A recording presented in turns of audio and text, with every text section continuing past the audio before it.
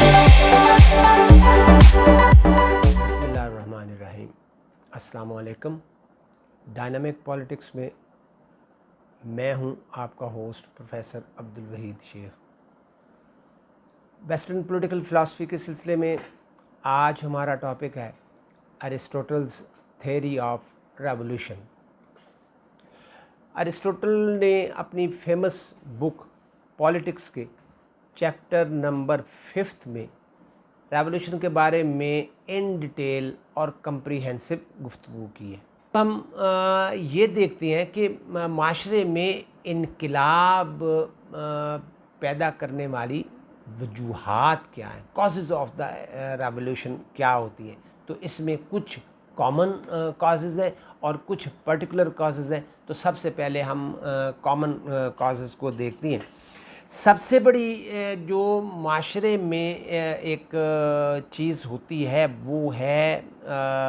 अदम मुसावात, inequality.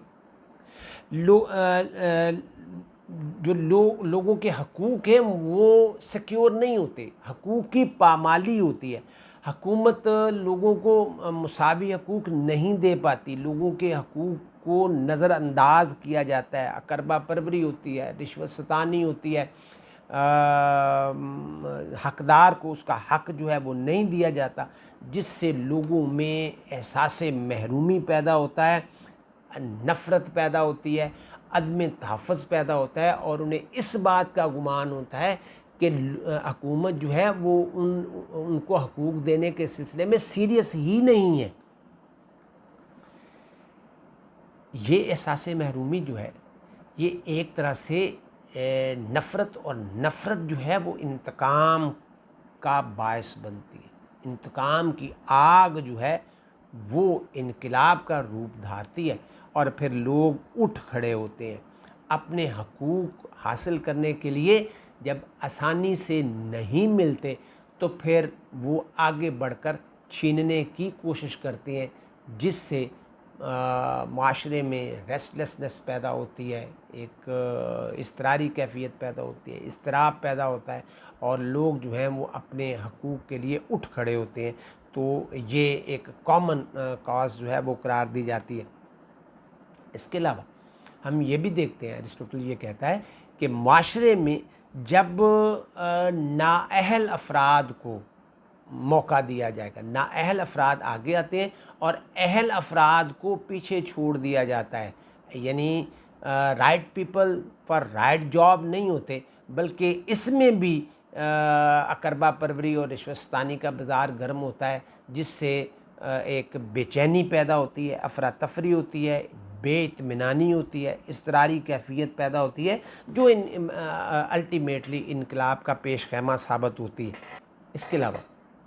एक और common cause जो है वो है मुआशी नाहमवारी, मुआशी अदम मुसावात। माशरे में जब अमीर अमीर तर और गरीब गरीब तर होता चला जाता है तो माशरे में एक खलीज जो है वो बढ़ती चली जाती है। दौलत और इमलाक की गैर मुनसिफाना तकसीम होती है, जुल्म और नाइंसाफ़ी हद से बढ़ जाता है। माशरे में अकरबा परवरी, रिश्वत सतानी और बदउनवानी का दौरा होता है और जो कवानीन होते हैं उनको पसे पुश्त डाल दिया जाता है और तमाम मामलात जो हैं वो अकरबा परवरी की बुनियाद पर होते हैं। अवामी जो मुफाद है उसको ख़ातर में नहीं लाया जाता। लोग जो है वो इस सूरत हाल में जब गरीब गरीब तर और अमीर अमीर तर होगा, तो जब गरीब को खाने को नहीं मिलेगा तो वो उठ खड़ा होगा, वो चीखता है, चिल्लाता है, अपनी आवाज़ आगे पहुंचाता है। और अरिस्टोटल के टाइम से लेकर अब तक, यानी तब से अब तक हम ये देखते हैं कि जब भी with the passage of time जो इनकलाब आए, वो फ्रांस का हो, वो बरतानिया का हो, वो रशियन हो, जो जहाँ जो इनकलाबात भी आए, उन इनकलाबात के पीछे ہمیں موسٹلی زیادہ تر جو ہیں وہ معاشی عوامل کار فرما نظر آتے ہیں، کیونکہ اس میں حکومت جو ہے یہ یا ریاست جو ہے وہ یہ فرق ختم کرنے میں کامیاب نہیں ہوتی۔ امیر امیر تر ہے اور غریب غریب تر، دونوں ہیوز اور ہیوز ناٹ کا جو فرق ہوتا ہے وہ تفاوت یا وہ ڈفرینس اتنا بڑھ جاتا ہے کہ وہ اس کو اب کور کرنا کسی کے بس کی بات ہی نہیں رہتی۔ اور اب اس میں یہ بات بھی ایک فرق واضح رکھنا چاہیے کہ وہ جو امیر تر اور غریب تر کا فرق ہے، امیر تر جو ہیں ان کی تعداد کم ہے، تھوڑی ہے، اور جو غریب تر ہیں ان کی تعداد بہت بڑی ہے، اور جب وہ اٹھ کھڑے ہوتے ہیں تو پھر انقلاب کے علاوہ کوئی دوسرا راستہ باقی نہیں بچتا۔ ارسطوٹل اس سلسلے میں ایک اور کاز بھی بیان کرتا ہے، اور وہ میں یہاں یہ کہوں گا کہ وہ بہت انٹرسٹنگ ہے۔ وہ یہ کہتا ہے کہ جب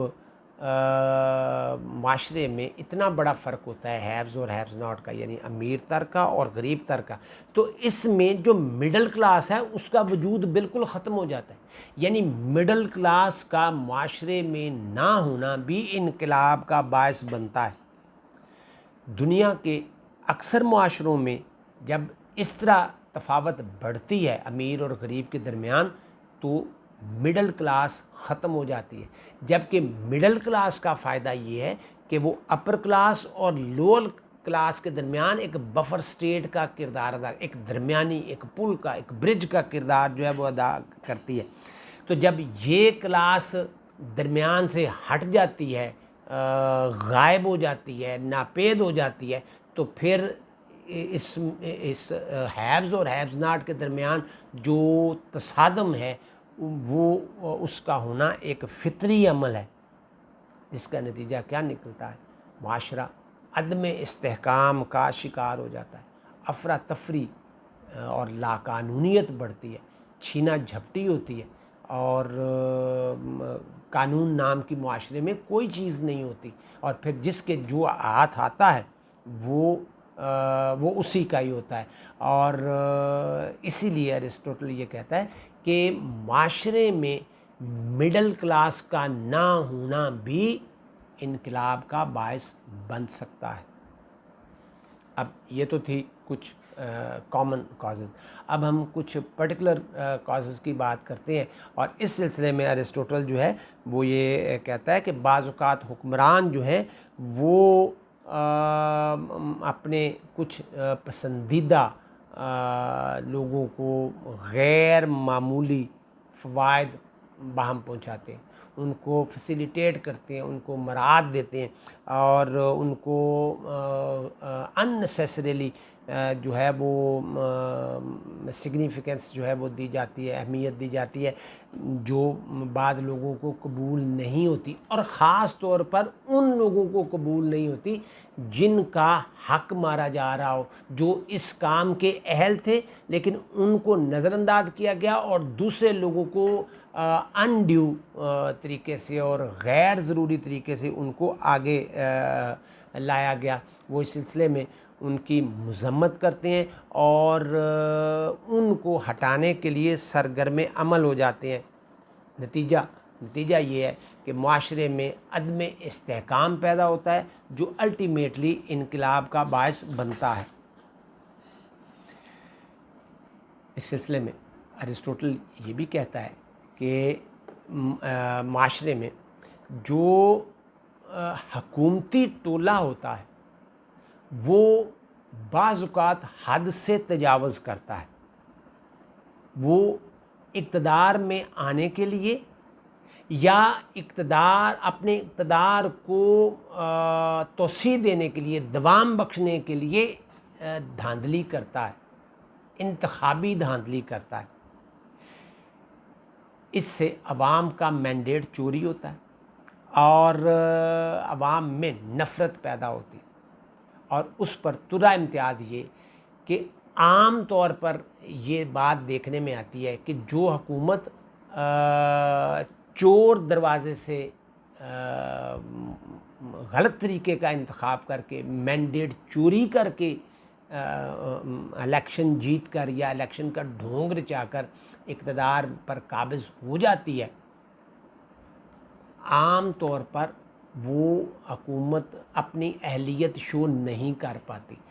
ایکچولی ہوتے ہی وہ نااہل لوگ ہیں، اور اس پر ترا یہ کہ ان کے پاس مینڈیٹ چوری والا ہوتا ہے، اور اس کو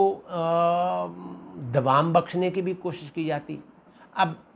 عوام اس بات کو، اس چیز کو زیادہ دیر تک قبول نہیں کر پاتے، اور اس طرح سے وہ الٹیمیٹلی حکومت کے خلاف اٹھ کھڑے ہوتے ہیں، جس سے انقلاب کی راہ جو ہے وہ ہموار ہوتی ہے۔ اس کے ساتھ ساتھ ہم یہ بھی دیکھتے ہیں کہ بعض اوقات حکومت جو ہے وہ اپنے اقتدار کو غیر ضروری طوالت بھی دیتی ہے، اس کو طویل کرتی ہے، اس کو اقتدار پر قابض رہنا چاہتی ہے، نہیں چھوڑنا چاہتی، اور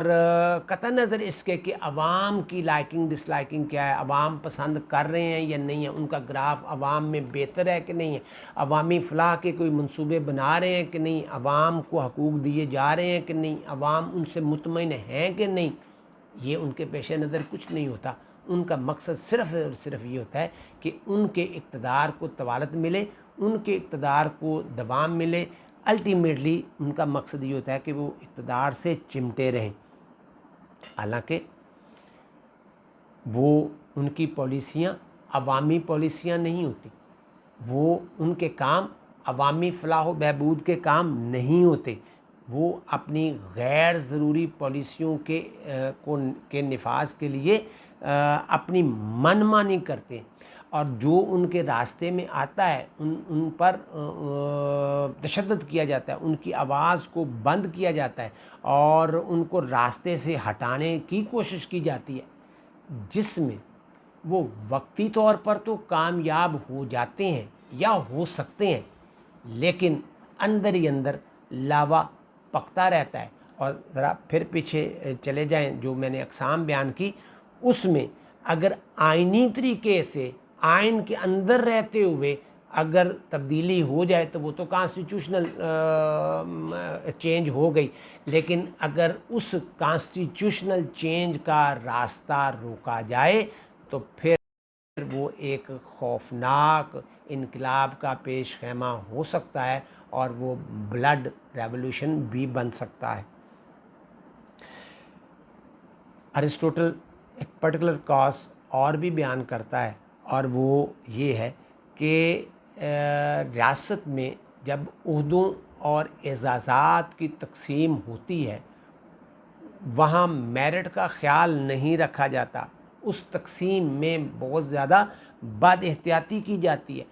بدعنوانی کی جاتی ہے، اقربا پروری کی جاتی ہے، اور بعض اوقات رشوت ستانی بھی کی جاتی ہے، جس سے عہدوں کی بندر بانٹ ہوتی ہے، اور یہ ریاستی نظام کو کمزور کرتی ہے،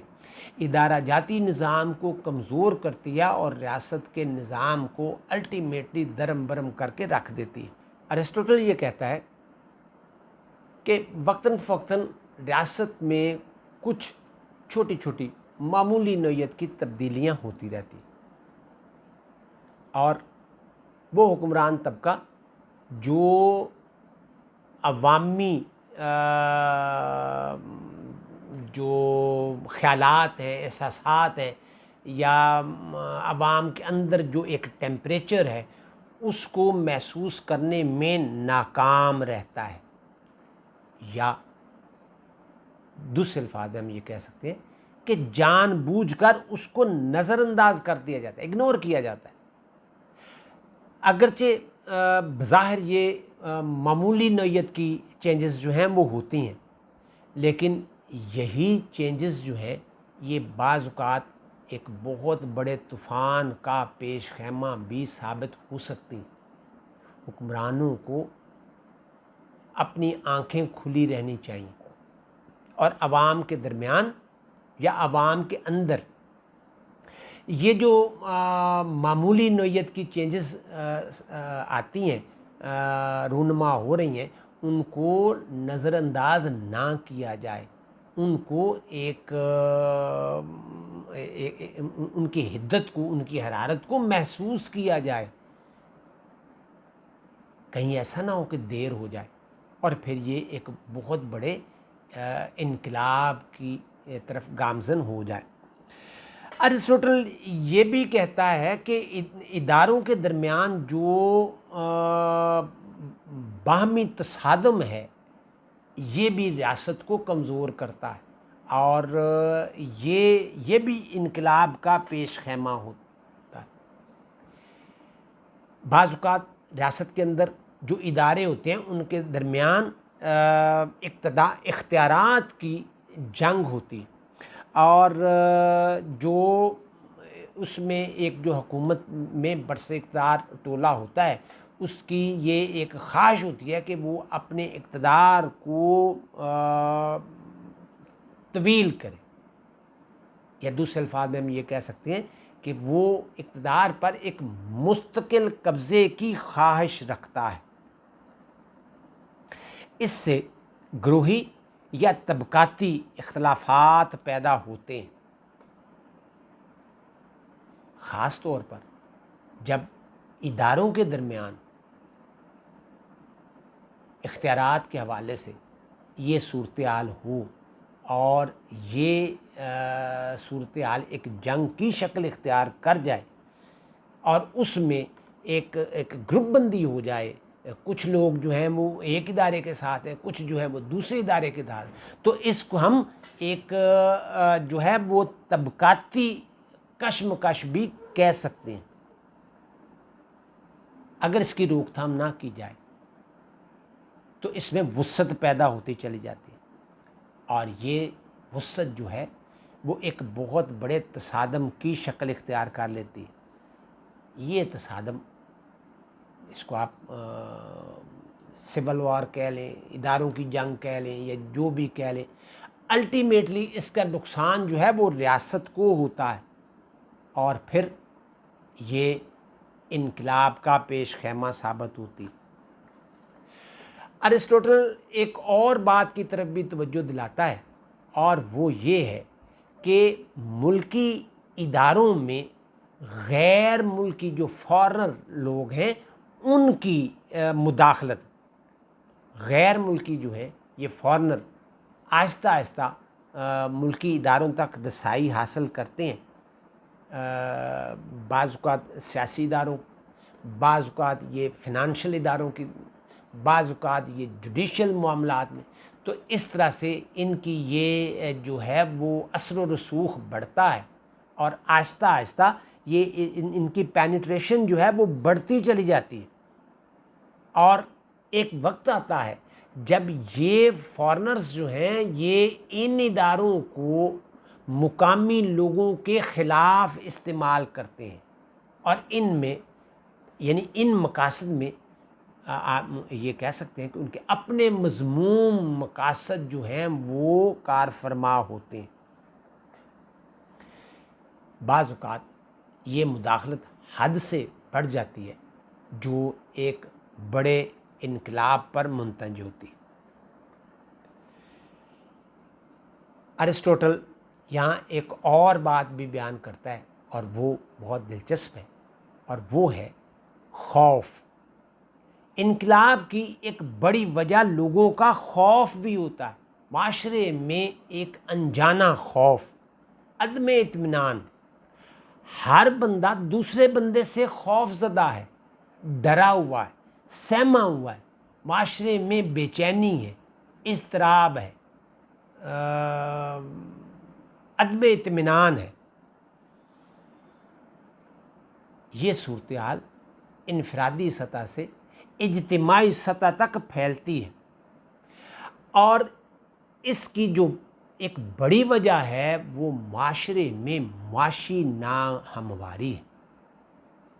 دوسری بڑی وجہ جو ہے وہ معاشرے میں رول آف لا کا فقدان ہے، اداروں کا تصادم ہے، اداروں کی من مانی ہے۔ لوگوں کو ان کے حقوق نہیں ملتے، ان کو غصب کیا جاتا ہے، چھینا جاتا ہے، اور جو آواز بلند کرتا ہے اس کی آواز جو ہے وہ دبا دی جاتی ہے۔ معاشی عدم مساوات جو ہے، اس میں یہ بات کہوں گا، تو جب معاشی عدم مساوات ہوگی، یعنی امیر اور غریب کے درمیان ایک بہت بڑا فرق ہوگا، تو جب اس کو آرام سے اس بھوکے کو روٹی نہیں ملے گی تو کیا کرے گا؟ وہ ڈیفینیٹلی چھیننے کی کوشش کرے گا، جس سے معاشرے میں اس نے بھی تو معاشرے میں زندہ رہنا ہے، تو معاشرے میں زندہ رہنے کے لیے، اپنے بال بچوں کا پیٹ پالنے کے لیے، ان کی بھوک ختم کرنے کے لیے، اگر اس کو آسانی سے روٹی نہیں ملتی تو پھر ظاہر ہے وہ چھینا جھپٹی کرے گا، جس سے معاشرے میں انتشار پیدا ہوگا، افراتفری ہوگی، لا قانونیت ہوگی، کوئی بھی محفوظ نہیں رہے گا، جس کا نتیجہ کیا نکلے گا؟ معاشی عدم استحکام، اور پھر سیاسی عدم استحکام، اور پھر انقلاب۔ تو یہ وہ چند پرٹیکولر کازز ہیں جو ارسطوٹل نے بیان کی ہیں، اور یہ بیان تو ارسطوٹل نے کی ہیں، لیکن اگر ان کازز کو آج بھی ہم دیکھیں، آج کے تناظر میں دیکھیں، تو ہمیں کئی جگہوں پر یہ آج بھی ایک زندہ مثال کے طور پر نظر آتی ہیں۔ اس کے بعد ہم ارسطوٹل یہ بات بیان کرتا ہے کہ مختلف جو حکومتیں ہیں ان میں انقلاب کی مختلف وجوہات ہوتی ہیں۔ جو کلاسیفیکیشن آف اسٹیٹس بیان کی گئی تھی، اس میں ارسطوٹل نے بادشاہت کا، منارکی کا ذکر کیا، پھر ارسٹوکریسی کا ذکر کیا، پھر پولیٹی کا ذکر کیا، تو اس طرح سے ان کی وہ اپنی اپنی وجوہات بھی بیان کرتا ہے۔ یعنی بادشاہت قائم ہوتی ہے، سب سے پہلے منارکی جس کو ہم کہتے ہیں، تو منارکی جو ہے وہ ایک منارک جو ہے وہ بڑا ہر دل عزیز ہے،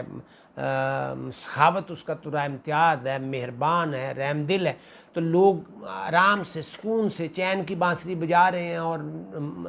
وقت جو ہے وہ گزر رہا ہے۔ لیکن یہی منارکی جب اس طرف آتی ہے، قومی مفاد کی بجائے ذاتی مفاد پر آتی ہے، اس میں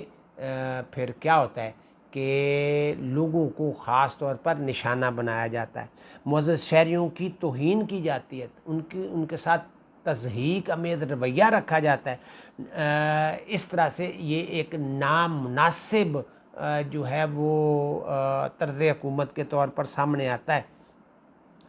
اس میں جو خاص بات ہے وہ ان کا ظلم و ستم ہے، ظلم و جبر ہے، اور تشدد امیز رویہ ہے۔ ہمسایہ ریاستوں کے ساتھ تعلقات خوشگوار بنانے کی بجائے ان کے ساتھ جو ہے وہ ایک لڑائی جھگڑے والی صورتحال جو ہے وہ رکھی جاتی ہے۔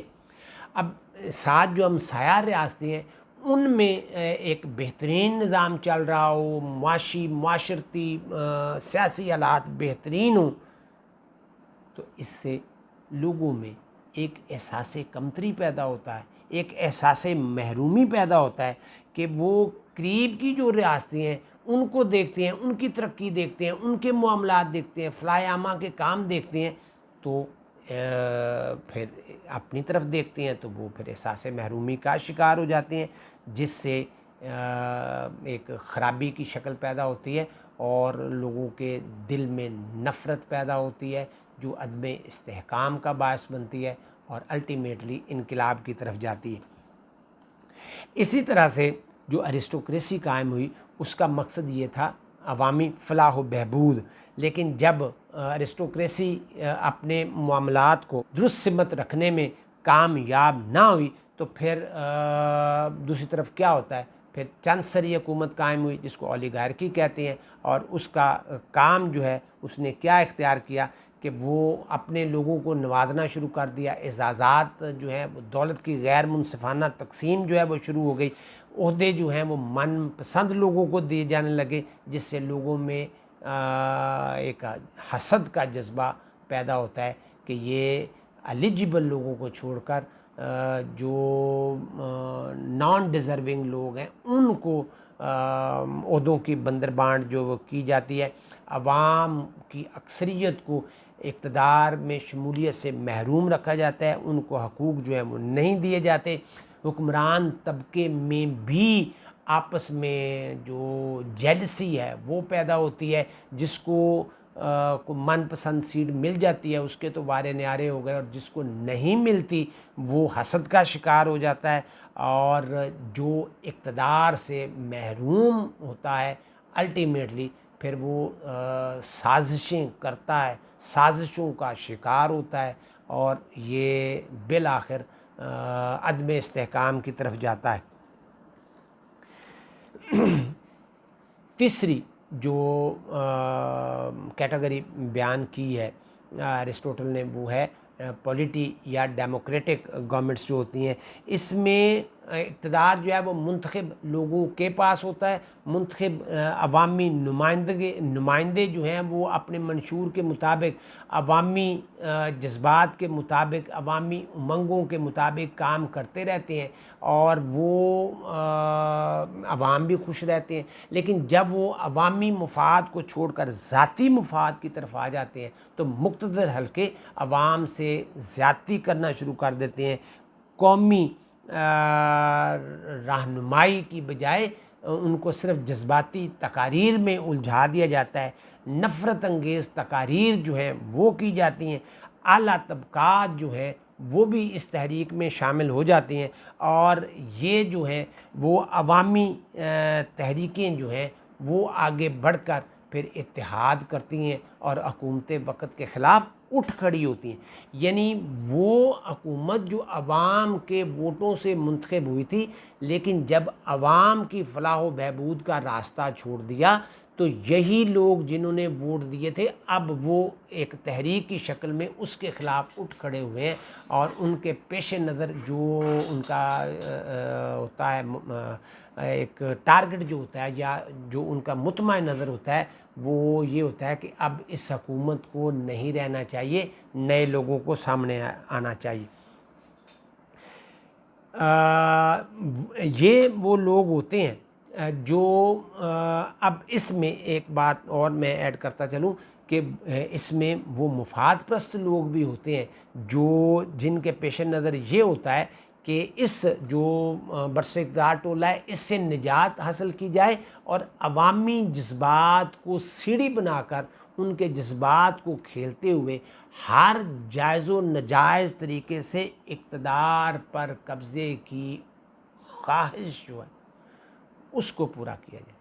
اور اس کے لیے اقتدار چور راستے سے کوششیں جو ہیں وہ کی جاتی ہیں، اور بعض اوقات اس میں کامیابی ہو بھی جاتی ہے، بعض اوقات کامیابی نہیں بھی ہوتی، اور بعض اوقات ایسی صورتحال بھی ہوتی ہے کہ جو برسکدار ٹولہ ہے اس کو تو اقتدار سے بے دخل کر دیا، لیکن جس ٹولے نے جس گروہ نے جدوجہد کی اقتدار اس کو بھی نہیں ملتا، بلکہ کوئی تیسری قوت جو ہے وہ آنن فانن سامنے آتی ہے اور اقتدار پر قابض ہو جاتی ہے۔ ایرسٹوٹل نے یہ مختلف حکومتوں کے سلسلے میں مختلف وجوہات بیان کی ہیں۔ اب ہم آخری سیگمنٹ کی طرف آتے ہیں، اور وہ یہ ہے کہ ایرسٹوٹل کے مطابق ان انقلابات کی روک تھام کیسے ممکن ہے، کیسے اس کو پریونٹ کیا جا سکتا ہے، کیسے اس سے بچا جا سکتا ہے، اور اس سلسلے میں ایرسٹوٹل مختلف سجیشنز دیتا ہے، مختلف طریقے سے ایڈوائز کرتا ہے کہ ان انقلابات کی روک تھام کی جا سکتی ہے، ان سے بچا جا سکتا ہے، لیکن اس کے لیے کیا کرنا چاہیے؟ اس کے لیے نمبر 1، امیر اور غریب کے درمیان جو ایک وسیع خلیج قائم ہو گئی ہے اس خلیج کو ختم کیا جائے، اور اس خلیج کو ختم کرنے کا بہترین طریقہ یہ ہے کہ معاشرے میں مڈل کلاس جو ہے اس کو ریوائیو کیا جائے، اس کو آگے لایا جائے، یعنی جو امیر اور غریب کے درمیان ایک بفر زون ہے، ایک برج ہے اس کو قائم کیا جائے، اور یہی جو مڈل کلاس ہے یہ ان دونوں طبقات کے درمیان ایک پل کا کردار جو ہے وہ ادا کرتی ہے، اور اس کو فروغ دینے کی ضرورت ہے۔ اس کے علاوہ ارسطوٹل کا خیال یہ ہے کہ نظام تعلیم کو بہتر بنایا جائے، لوگوں کی ایسا نظام تعلیم بنایا جائے جو معاشرتی ضروریات اور موجودہ حالات سے مطابقت رکھتا ہو، ان کے درمیان ہم آہنگی ہو۔ یہ نہ ہو کہ معاشرتی حالات کچھ تقاضا کر رہے ہیں، سیاسی حالات کچھ تقاضا کر رہے ہیں، اور تعلیمی نظام جو ہے وہ ایک الگ نوعیت کا ہے، وکری ٹائپ کا ہے۔ تو ایسا تو نہیں ہونا چاہیے۔ اگر ان چیزوں کی، ان مختلف سسٹمز کی ڈائریکشنز جو ہیں وہ مختلف ہوں گی تو پھر تباہی اور بربادی ہی مقدر ہوگی۔ اس کے انتہائی بھیانک اور خطرناک نتائج جو ہیں وہ سامنے آئیں گے، جس کے لیے پھر ذہنی طور پر تیار رہنا چاہیے۔ تو مقصد کیا ہے؟ ان کے درمیان ایک ہارمنی جو ہے وہ ہونی چاہیے، ایک طرح سے ایک ریلیشن شپ جو ہے وہ قائم ہونا چاہیے، تاکہ جو تعلیم یافتہ نوجوان فارغ التحصیل ہو کر آ رہے ہیں وہ قومی امنگوں اور جذبوں سے سرشار ہوں، وہ الگ اپنا ایک دنیا قائم کرنے کے چکر میں نہ ہوں۔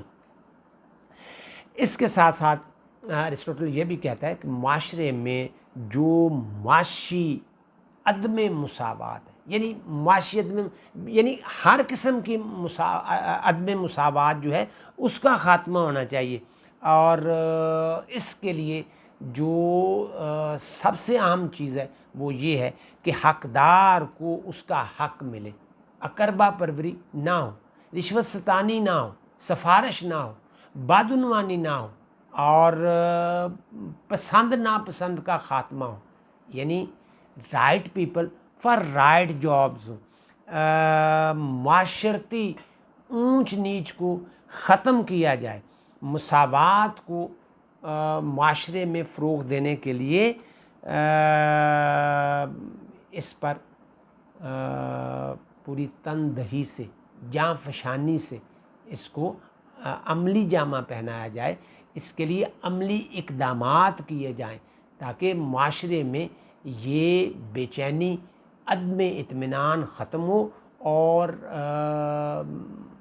دوسرے الفاظ میں ہم یہ کہہ سکتے ہیں کہ حقدار کو اس کا حق ملے۔ اس کے ساتھ ساتھ ہم اب اس کو تھوڑا سا خاص پرٹیکولائز بھی کرتے ہیں، اور وہ یہ ہے کہ معاشی عدم مساوات جو ہے وہ معاشرے میں بڑی خطرناک چیز ہے، اور یہ میں نے پہلے کہا کہ دنیا میں جتنے بھی انقلابات ہوئے موسٹلی ان انقلابات کے پیچھے معاشی یعنی اکنامک فیکٹرز جو تھے وہ کار فرما تھے۔ تو اس کے لیے ضروری ہے کہ معاشرے میں دولت اور املاک کی جو تقسیم ہے اس کو منصفانہ کیا جائے، ڈسٹریبیوشن آف ویلتھ جو ہے اس کو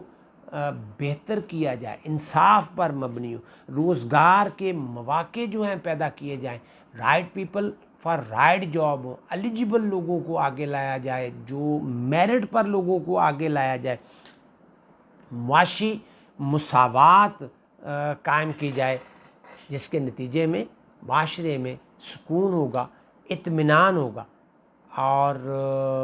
احساس محرومی کا خاتمہ ہوگا۔ اس کے ساتھ ساتھ ارسطوٹل یہ چیز بھی بیان کرتا ہے کہ سیاسی بدعنوانی کا خاتمہ بھی بہت ضروری ہے، اقربا پروری، کرپشن، رشوت، سفارش کا خاتمہ بہت ضروری ہے۔ سیاسی نظام جو ہے ان تمام چیزوں کا یا ان میں سے کسی ایک چیز کا بھی متحمل نہیں ہو سکتا۔ آپ آج کے اگر مغربی معاشرے میں دیکھیں تو یہ چیزیں وہاں موجود نہیں ہیں، اور جن معاشروں میں موجود ہیں ان کی ترقی کی راہیں جو ہیں وہ مسدود ہیں یا مسدود ہو چکی ہیں۔ تو سیاسی نظام کی بہتری کے لیے ان برائیوں کا خاتمہ بہت ضروری ہے۔ شہریوں کو ایجوکیٹ کیا جانا چاہیے، ان میں قانون کا احترام کا جذبہ پیدا کرنا چاہیے، ڈی سینٹرلائزیشن آف پاور ہونی چاہیے، اختیارات کو مرتکز نہیں ہونا چاہیے، اور پاورٹی ایلیویشن جو ہے، غربت کے خاتمے کے لیے کام کرنا چاہیے۔ ہر شخص کو امور سلطنت اور امور حکومت میں شریک ہونے کا موقع ملنا چاہیے، اس کی ایکٹیو پارٹیسپیشن ہونا چاہیے۔ اور فی زمانہ یہ تو بہت آسان کام ہے کہ یہاں صرف وہ جو اولڈ گریک سٹی اسٹیٹس تھیں ان میں تو وہ جوڈیشل سسٹم میں، پولیٹیکل سسٹم میں اس کی انوالومنٹ جو ہے وہ بڑی زیادہ تھی، کیونکہ وہ ڈائریکٹ ڈیموکریسی کا پیریڈ تھا۔ لیکن آج جو ہے وہ انڈائریکٹ ڈیموکریسی یا جو نمائندہ جمہوریت کا دور ہے، اس میں تو امور مملکت میں حصہ لینے کا، امور حکومت میں حصہ لینے کا یا سیاسی نظام میں ایکٹیو پارٹیسپیشن کا صرف ایک ہی طریقہ ہے، اور وہ ہے اپنے ووٹ کا استعمال۔ تو ہر بندے کو اپنے ووٹ کے حق کا، جائز حق کے استعمال کا موقع ملنا چاہیے، اور کسی طبقے کو بھی اقتدار میں، امور مملکت میں شریک ہونے سے کے حق سے محروم نہیں کیا جا سکتا۔ اس کے ساتھ ساتھ جو اعلیٰ سرکاری حکام ہیں، افسران یا سیاسی عہدیدار جو اجنبی ہیں یا فارنر ہیں، ان کی پہنچ سے باہر ہونا چاہیے۔ یعنی ان لوگوں کے جو فارنرز ہیں ان سے روابط جو ہیں وہ نہیں ہونا چاہیے، تاکہ ایسا نہ ہو کہ وہ مختلف ذرائع، مختلف سورسز استعمال کرتے ہوئے اپنا اثر و رسوخ استعمال کریں اور پھر ان کو اپنے مذموم مقاصد کے لیے استعمال کریں۔ تو اس میں بھی ایک لائن جو ہے وہ ڈرا کرنی چاہیے اور ان کے درمیان فاصلہ ہونا چاہیے۔ اس کے علاوہ ارسطوٹل کا خیال یہ ہے کہ جب آپ ڈسٹریبیوشن آف پاور ہو یا اعزازات کی تقسیم ہو یا عہدوں کی تقسیم ہو، تو ایسا کرتے وقت بھی انصاف کے تقاضے جو ہیں وہ پورے کیے جائیں، حقدار کو اس کا حق دیا جائے، یہ تمام چیزیں جو ہیں وہ میرٹ پر کی جائیں، اور اگر ایسا نہیں کیا جائے گا تو پھر خرابی ہوگی۔ ارسطوٹل کا یہ نظریہ، تھیوری آف ریولوشن، اگر اس کے بارے میں یہ کہا جائے کہ یہ سائنسی بنیادوں پر قائم ہے تو یہ میرے خیال میں درست ہوگا۔ اس تھیوری کی سب سے بڑی خوبی یہ ہے کہ یہ جتنی باتیں اس میں بیان کی گئی ہیں، اب یہ آج کے معاملات، حالات پر پوری طرح سے پورا اترتی ہیں۔ آج بھی یہی کچھ ہی ہے، اور اتنا عرصہ گزر جانے کے بعد بھی ارسطوٹل کی یہ تھیوری جو ہے وہ تمام اسٹیٹس کے لیے ایک طرح سے مشعل راہ ہے۔ ارسطوٹل کے خیال میں سیاسی استحکام ایک دو رخی چیز ہے، دو طرفہ۔ ایک طرف حکومت ہے